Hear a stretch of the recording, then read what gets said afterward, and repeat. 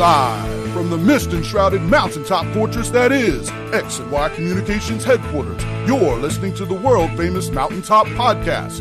And now, here's your host, Scott McKay. Greetings, gentlemen, and welcome yet again to another episode of the world-famous Mountaintop Podcast. As always, I am your host, Scott McKay, and today what we're going to do is something that's commonly known as a pattern interrupt. Yes, indeed. As Monty Python would say, and now for something completely different. It has been 15 years we've been producing this show, so in honor of that history, the anniversary of this show, if you will, what we're going to do is a retrospective on the first 9 episodes of this show, which have long since been retired. Now, why the first 9 episodes? Well, because they were in a completely different format. As you already know, if you've consumed any number of this show's more classic episodes, for many, many years, it was formerly known as The Chick Whisperer. And of course, what happened, I don't know, about 5 years ago, is whispering just seemed like it was so 2005. Now, to be honest, chick originally comes from the Spanish word chica, which means girl, so there was really nothing offensive about it. But, you know, enough about me. It became the Mountaintop Podcast relatively few years ago. But what's more, those original 9 episodes featured a constant co-host. His name is Steve the Dean Williams, and he has been a long-time podcaster, very prominent in the world of men's dating and relationship advice. He's out of Houston, and he and I are very, very good friends. And over the course of the first 9 episodes, indeed, he was my co-host, and we, quote-unquote, chopped up game in a variety of areas. And from the 10th episode forward, what I did was I had a rotating cast of co-hosts, and that tradition has continued to this day. But those first 9 podcasts with the legendary Steve the Dean Williams are indeed legendary unto themselves. And because so few people have heard them over the past decade or so, what I wanted to do was 2 things. First of all, we're going to have a retrospective, like I said, into those 9 episodes, and I'm going to play you some of my favorite clips from all 9 of those episodes over the course of the next 2 shows. This will be part 1 of a 2-part experience, kind of looking back on those amazing shows from way back in 2007. Can you believe it? It was the Stone Age of podcasting. So as you listen, gentlemen, I would humbly ask you to please forgive the sound quality, as it's indeed circa 2007 level. And as you know, if you've listened to the newer ones, we've come a long way since. The sound quality even varies from episode to episode. So, of course, please forgive us for that, too. But the content is so golden and so much fun and so high energy that I figured it was high time for us to go back and revisit it. And, of course, I'll have some comments before every clip to kind of help illuminate it for you.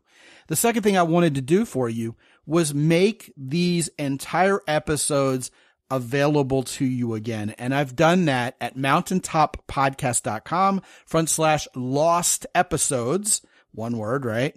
And that's because that's indeed what they are. They're pretty much lost episodes. And even though they've been, well, for lack of a better word, found for you here, I want you to be able to enjoy all of those in their entirety.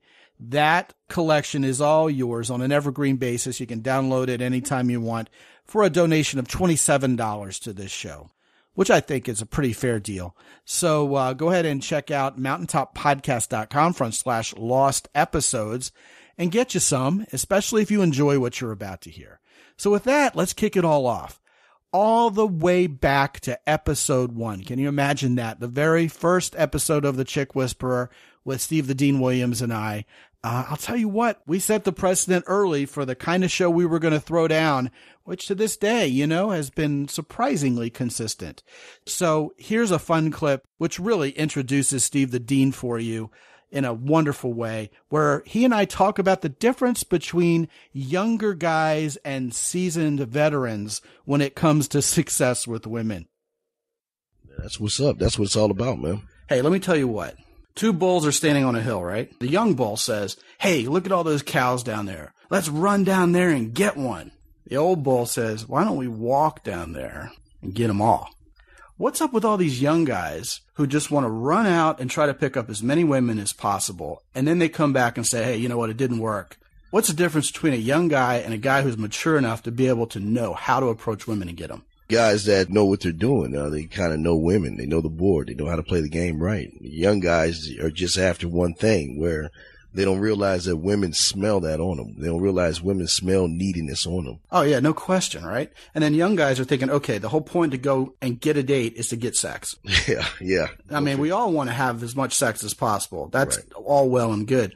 But guys, man, if you go out and you're looking for having sex with a woman, you're going to get frustrated. And then there's a lot of dating gurus out there who are saying, hey, look, you know what? The whole point of dating is to get laid. You want nothing more in life than just to get a woman naked, get laid, and that's the whole point. And then, Dean, how come it is, man, that they're the same guys who are saying, hey, you know what? Women are also all dead lays.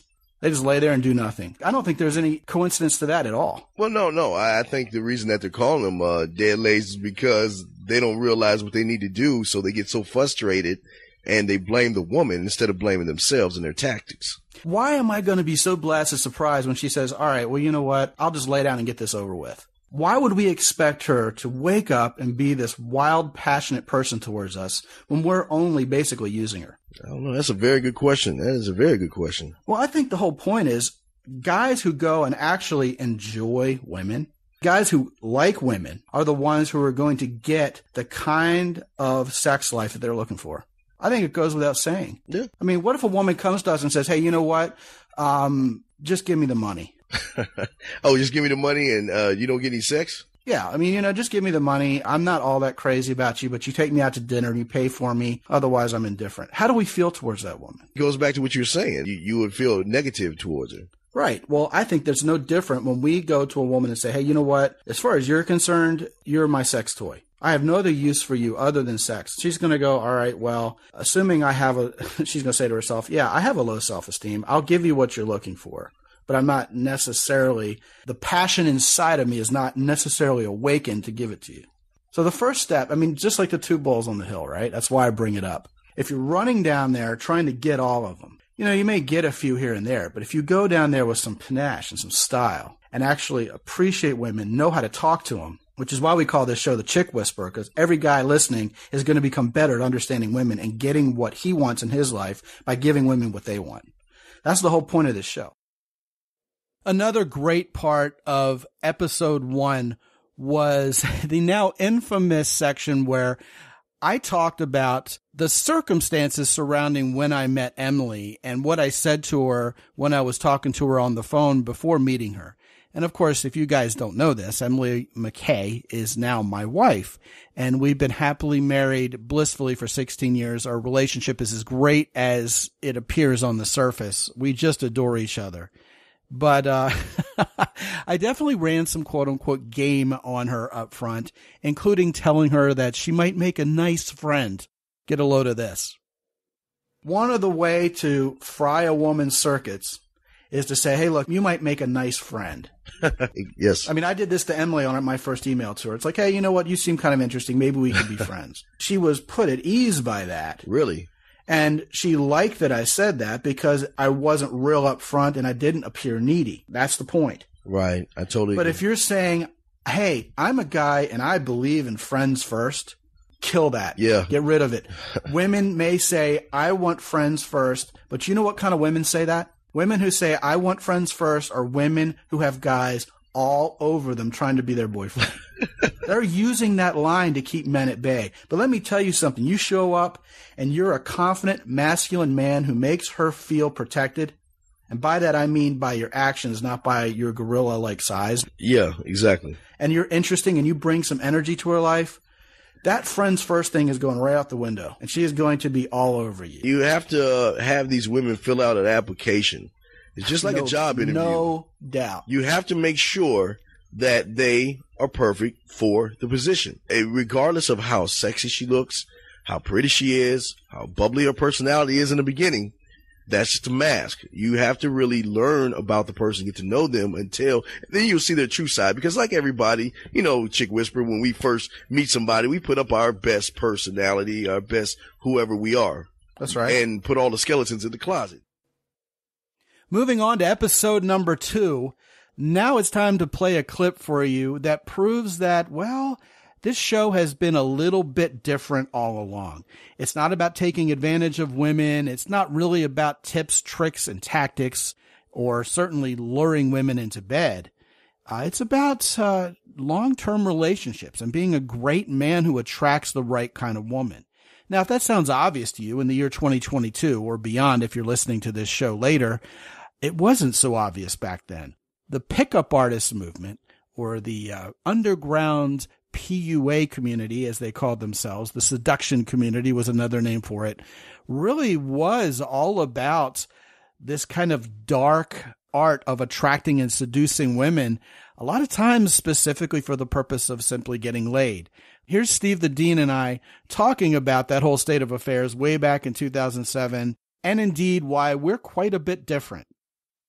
So after a few drinks, we ended up at my place and we were making out. But it was then that I realized that she was really drunk, so I backed off because I didn't want it to go any further because I couldn't take advantage of her when she was drunk.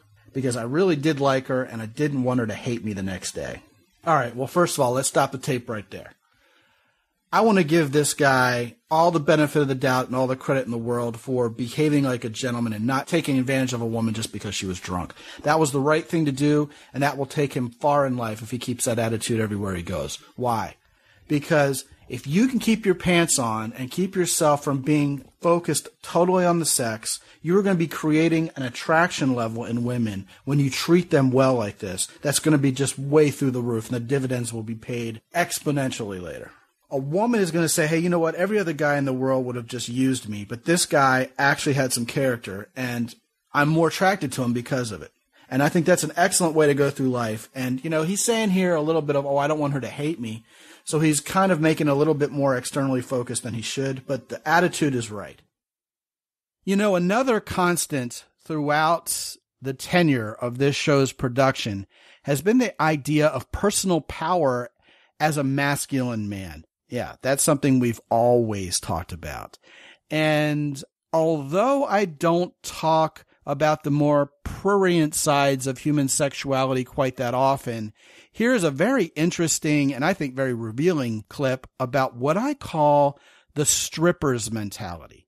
And this is called out in answer to a listener question about putting a woman on a pedestal only to have her exert sexual power in completely out of bound ways. Wait until you hear this. You're dealing with a woman who's got issues. She does not have the character to put her own needs for having sexual power over a man in check after she's just given him the just be friends talk. She likes having this sexual power over guys who she's already told can't have her. This is what I call a stripper's mentality. She is teasing men with her sexuality with no intentions of fulfilling on it. Just letting them dangle and literally holding men in her grasp with sexual power. And she's looking for men who will let her do that. And this guy, unfortunately, Aaron, you're a guy who's letting her do that. Run away from women like this. They're never going to do anything but cause you problems. You're not going to have any kind of a positive long-term relationship with such a woman. Now, granted, could you have done something to increase her curiosity, to increase her level of respect for you after you've shown so much respect for her on that first night? Yes, you could. You could have made her breakfast and sent her home. I guarantee had you done that, you would have gotten a phone call from her by the end of the day saying, wow, what kind of guy are you? Who are you? You didn't take advantage of me? Do you even like me? Or are you just being nice to me? Am I in your friend zone? If you would have sent those red flags in her mind that, hey, maybe she's not meeting your standards, I guarantee you she would have called you up, Aaron, and she would have apologized to you. But instead, after giving her that level of respect the night before, you were all about scoring sexually the following night. What that did was that made her think, wait a minute, why did this guy respect me so much last night? Did he just not have the guts to try anything? Because here he is wanting to start something with me the next night. So you went from being a hero to being a zero in her mind because everything you did the night before was swept away by this appearance of neediness the following night. I don't know about you, but I've never had a woman literally take her pants off her pants. I mean, we're not talking about a snowsuit. We're talking about her pants, which what I don't understand. She took her pants off. Yeah, we're talking a stripper's mentality. She walked around. Had that mentality. Yeah, she walked around his house and then turn around and tell him that she only likes you as a friend. Yeah, she's saying things to him. She's purring out little lines like, "You're not going to make me sleep on the couch, are you?" Yeah, well, what kind of friend takes their clothes off in front of somebody and walk around the house? And she went into his bedroom and motioned for him to follow. She's teasing him. She likes having the sexual control. That's what this is all about. You know what? She would have told me to come here. I would have said, 1 second, let me go get your pants and shoes so you can put them on so you can get out of my house. Yes, the man should have shown some level of being able to pass this test. If he was going to have any interest in this woman after she's showing such problematic tendencies, then the best way to act would be to take your power back. Go, "Hey, look, you know what? You don't impress me by taking your clothes off and parading around my house. This is a joke. Put your clothes back on and we're either going to be friends or you're going to go home and find some other guy to do this stuff with, because this is crazy. This is just a bunch of gameplay." Absolutely. Absolutely.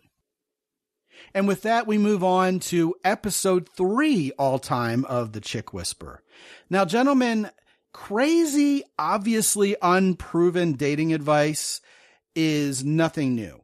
Ever since there was a seduction community and it became de rigueur for any man who has figured out how to get women to think he needs to go out and teach everybody else how to do it, man, there has been some shade tree advice out there.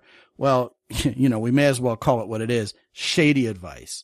Once upon a time, there was a certain gentleman out there, we assume he's a gentleman, who went by the code name of Vasigo.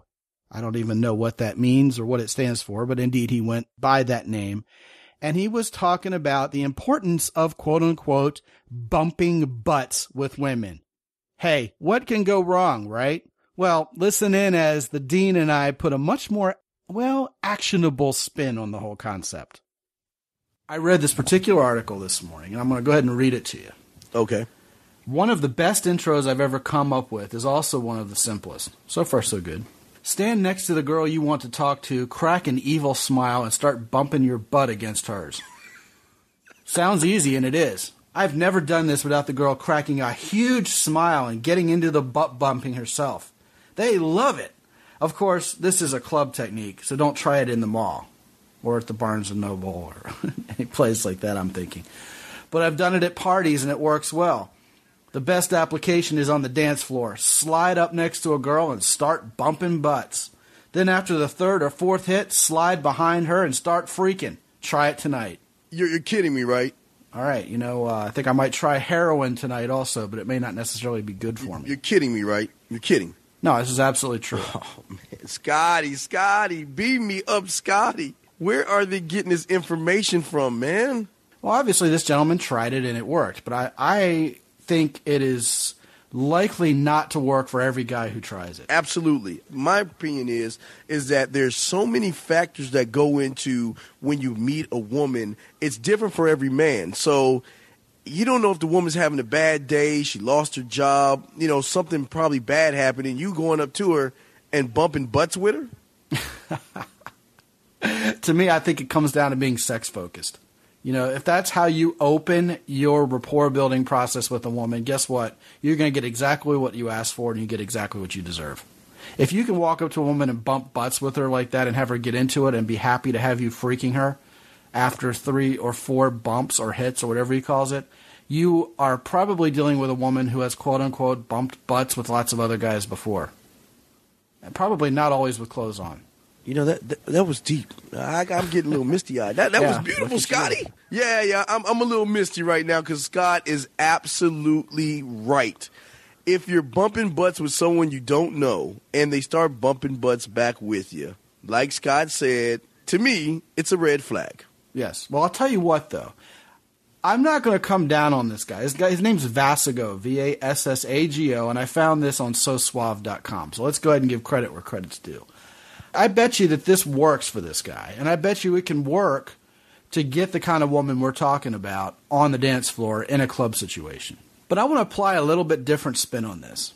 And Vasigo, if you're out there, feel free to write me and Tell me whatever else I need to know about this, and we'll absolutely play whatever you tell me on the show. We'll talk about it. Right. So go ahead and do that. That's Scott, SCOT, at datetoorder.com if you're listening out there. I think, however, if a woman comes up to you and she gives you that hip bump, you know what I'm talking about? Yes. Yeah, like doing the bump. That is universally a sign of sexual attraction. Oh, most definitely. Yes. Yeah. Women just don't come up to guys they're just being friends with and give them that. So if a woman greets you and she does that, I think absolutely positively you can see that as a sign that she's sexually attracted to you. What do you say, man? I think, hey, Scott, if a woman comes up to you and does anything to you, it's a good sign because these days, if she even comes up and talks to you, that's probably a good sign. I'm talking specifically at the sexual attraction level. Yes, it's a sign. It's a very good sign that, not to say that you're going to have sex with her, but you're going into the right direction, basically. Well, interesting piece there, and I wanted to give Vasco some love on this show for writing that and put that spin on it because it got me to thinking. So thanks for that, Vasco. And now we turn our attention to a clip that really does a deep dive into the age-old question, hey, if this woman is friendly around everyone and kind of flirts with all sorts of people, how do I know if she really likes me, if she's really sexually interested in me? How would I know the difference? I mean, after all, she's fun, she's happy-go-lucky. Am I going to embarrass myself by showing interest in her and asking her out? I thought Steve, the Dean, and I handled this one pretty well, so I want to share the clip with you here. And now they're all friends together, but the way she acts around me is sometimes like, so, I don't know, tee-hee, you know what I mean? Here's examples. I don't know what he means yet, so thankfully he's giving me examples. She always tells me, you're my favorite, or I love you the mostest, with the L-U-V. But she's also the kind of girl who just naturally talks like that. She goes, oh my gosh, that's the best. Like overly optimistic and smiley all the time. Hey, nothing wrong with that, all right? Let's not denigrate women who are happy and actually have nice feminine charm about them. Guys, that's a good thing. Man, you go out with your share of contentious women, and you're going to be ready for some sweet feminine women, I'm telling you. Anyway, it goes on. But here's some other examples that make me wonder if she likes me. For instance, I was walking next to her and our hands kept accidentally touching. That's just kind of creepy. You either do it or don't, right? Yeah, definitely. Just a little bit. So I said, come on, stop trying to hold my hand. And when I said that, she grabbed my hand and wrapped her arm around mine and did like a halfway hug kind of thing. And then I made like an oh geez face. And she said, oh, Louie, you're horrible. Like sarcastic. Also, we've hung out, me and her, just solo before. And she sent me a text message saying she was hungry. So I said, you want to go eat? I'll even let you hold the door open for me at the restaurant. That's terrific. And she said, yay. The Y-A-Y with an exclamation point. I mean, I can just picture this girl. I can picture exactly what she's like. And she said, yay, yes. And we ended up eating and watching a movie at my house that we had been meaning to see for a while.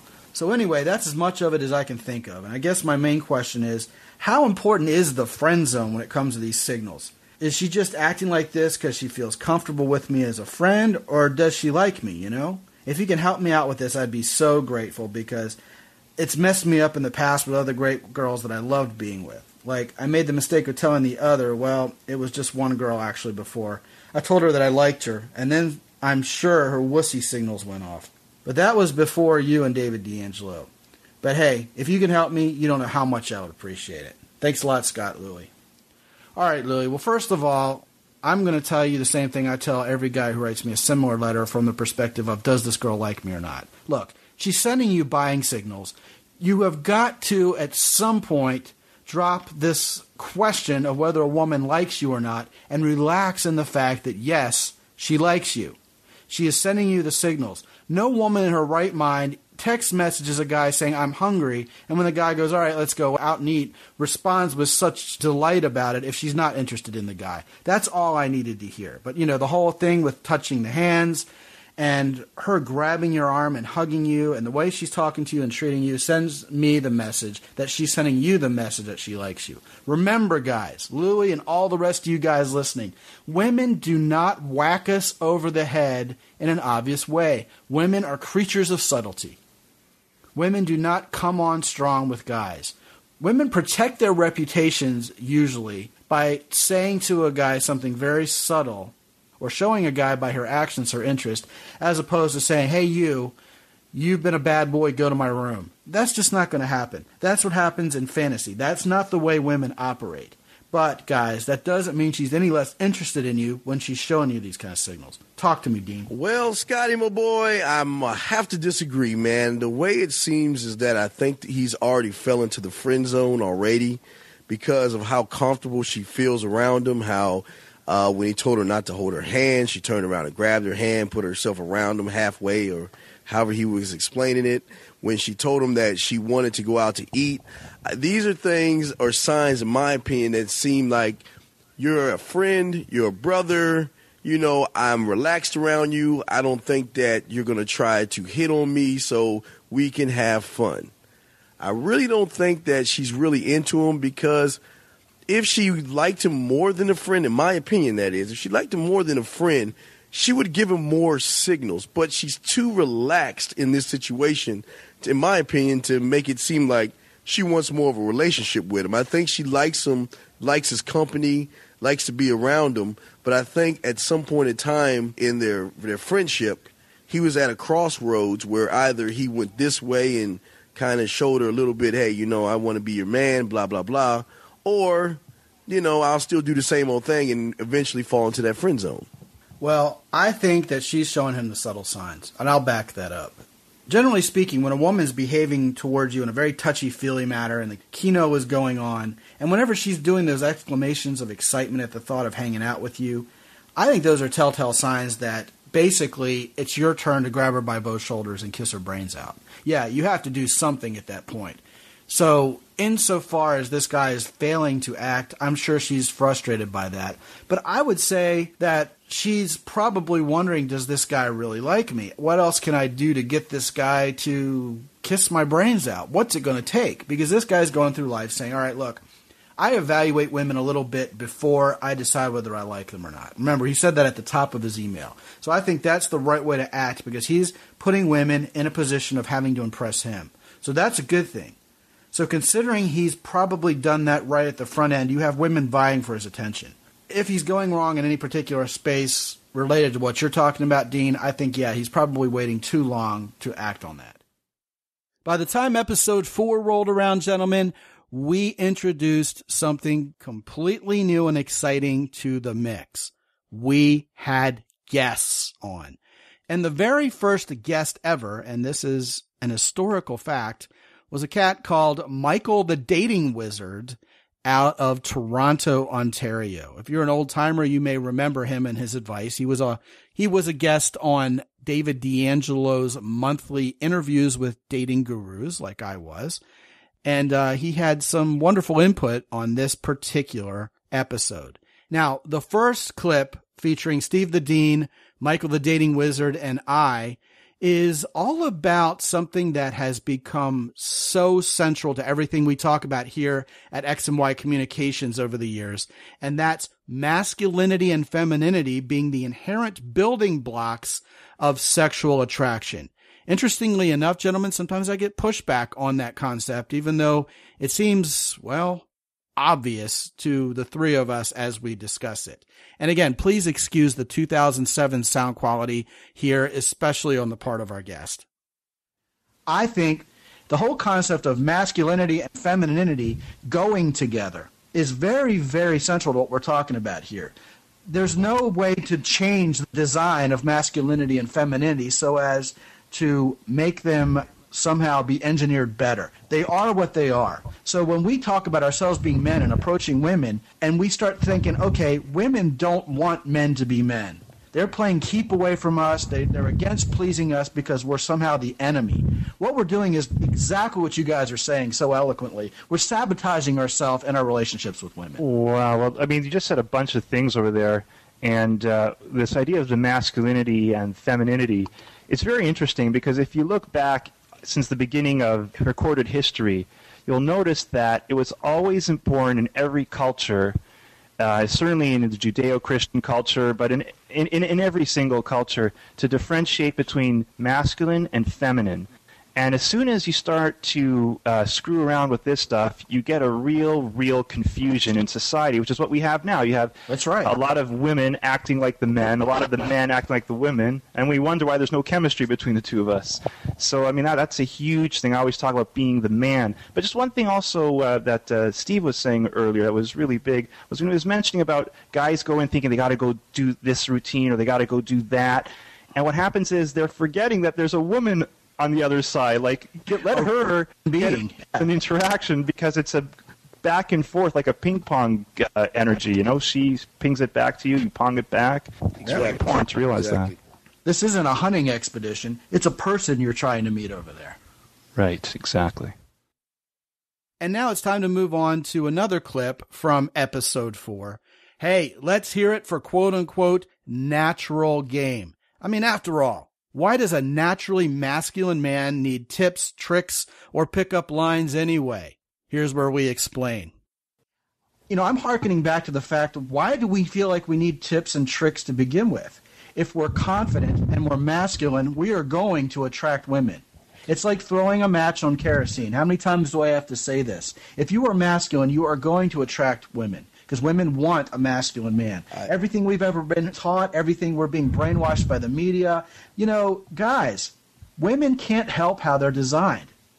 Just like women can't help how they're physically designed, the way their hearts, their souls, their emotions are designed is to be attracted to masculinity. There's no changing that. So you might as well be masculine. It's going to be okay. You walk up to these women and you expect them to be pleased by your masculinity. You take away the whole equation of this is some kind of contest. Absolutely. I mean, I totally agree with that. It's not as the women. Yeah.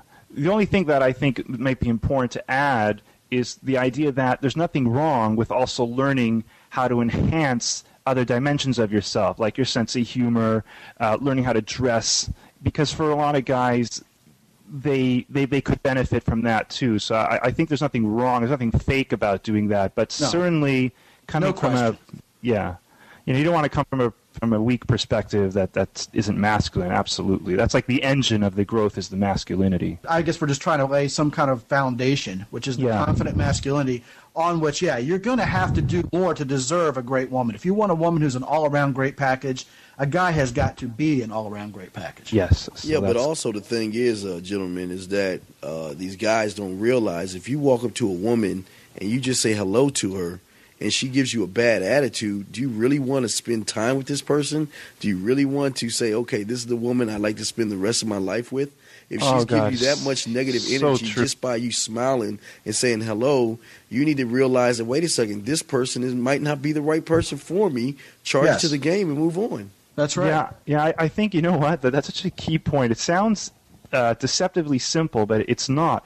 Because we're living in a time now where the woman is so much the prize that a lot of guys feel, okay, but maybe if I do this tactic, I'll get her, or that tactic, I'll get her. You know what? That whole attitude is killing your inner game because you're turning her into the prize. Yep. And if you just learn to refocus and reframe who's got the value, you would start doing a lot of those other things properly in the first place. So, very, very important point. Yeah, and the truth is everyone's got value. You represent something being added to this woman's life, just like she's representing something being added to your life. All right, gentlemen, we've had a whole lot of fun so far. With the end of episode 4 and the clips I've played for you from that, it's now time to bring to a close the first half of this 2-part set of episodes that are a retrospective on the first 9 episodes of The Chick Whisperer featuring Steve the Dean Williams. Now, if you've been enjoying these thus far and the intrigue is killing you and you really want to hear the rest of these episodes, which are indeed classics, again, please head on over to mountaintoppodcast.com/lost episodes, and I'll give you the entire collection of 9 episodes recorded with Steve the Dean Williams back in 2007 for a $27 donation to this podcast. And listen, guys, all of you who have listened over the years, and hey, you know what? I wouldn't be surprised if some of you guys have been listening for a full 15 years. I know some of you guys go way back, but even if you've just started listening to the show recently, welcome. And most of all, I greatly appreciate you all, every one of you, for listening to the show and supporting it.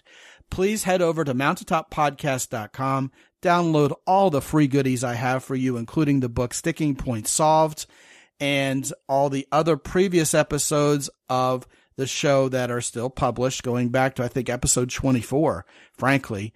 And hey, now having listened to some of these clips from 15 years ago, I want to let you guys know I may be a little bit more evolved in my thinking, but one thing has never changed over the course of 15 years. I am not portraying a fictional character. My name is Scott McKay. It says so on my driver's license and my passport. And when you talk to me on the phone, you can absolutely count on me to be the exact same guy you expect me to be. So why not get on my calendar for free? It won't cost you a dime. Go to mountaintoppodcast.com, click on the red button in the upper right-hand corner, and get on my calendar, and let's talk about where you are right now in your success with women and where you want to be. And if it makes sense to put a plan together to coach you up to get you the results you've always been looking for, then let's do this thing. So many things there for you at mountaintoppodcast.com. And gentlemen, be sure to stay tuned for next week's episode, which indeed will be the second half of this retrospective on the first 9 episodes going way back in history. It's a lot of fun, and I tell you what, I know what I have in store for you next week, and this is going to be a barn burner. So with that, until I talk to you again real soon, this is Scott McKay from X&Y Communications in San Antonio, Texas. Be good out there.